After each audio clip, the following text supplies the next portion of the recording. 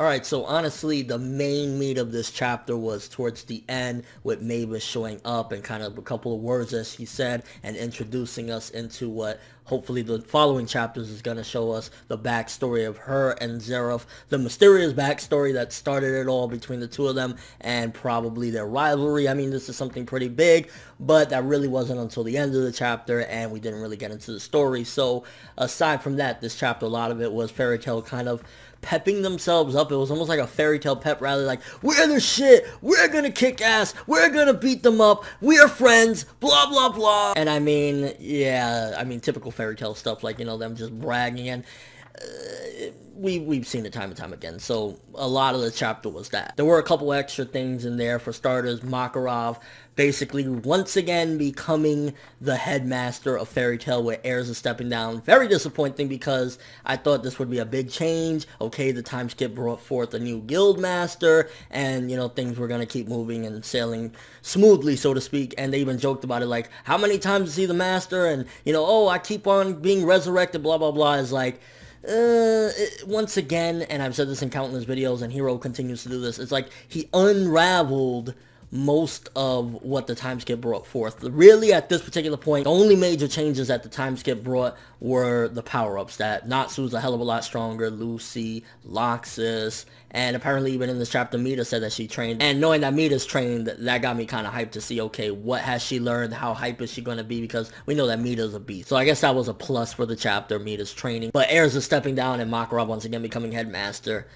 The time skip should have had these big changes, and if you're gonna do them, don't undo them. And the once big secret of Lumen Histore is now being discussed openly, with all the Fairy Tail finding out about Fairy Heart, that is actually called Fairy Heart, and them getting more into the story. So I guess it's gonna be one big, everyone in Fairy Tail knows all the major secrets that were once heavily guarded. So it's kind of making me wonder, what was the point of heavily guarding these things if now you're gonna tell everyone in Fairy Tail? I understand there's a big war approaching, and still, it's like, why are you going to tell everyone these deep dark secrets in this history? I mean, even when Erza was talking about, okay, we're going to go on this mission, we're not going to tell everybody, everybody's been through enough, we're just going to keep this under wraps.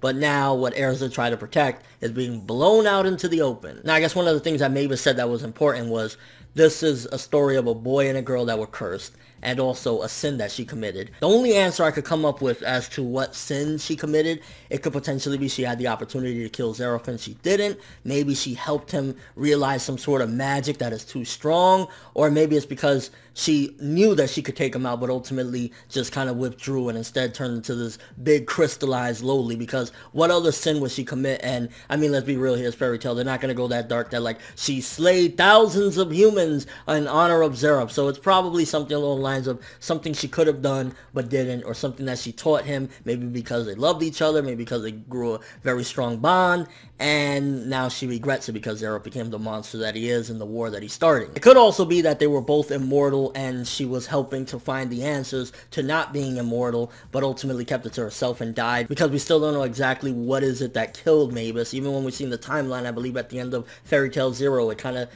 crossed out what happened to Mavis and why she died. So the ending of the chapter introducing something that's going to be exciting for the next few chapters, and I guess the words that Mavis said at the end of the chapter were important, but aside from that, really just a lot of chanting. Makarov becoming the headmaster again, which unravels some of the stuff that was done for the time skip, and the plus of Mita Jane training, so we're going to see some epicness from her. So overall, it was a average chapter, honestly, maybe like average to fine. I mean, next week it'll probably be hype, but as of right now, this chapter maybe like a 5 to a 6, 5.5 or something. Yeah, it's like the ending was good, but everything else was like, Fairy Tail, Let me know what you guys think. Big question. What is the sin that Mavis committed, and why is it that she died and Zeref didn't? Did she not have the balls to kill him? Didn't want to kill him? Taught him something that he shouldn't have learned?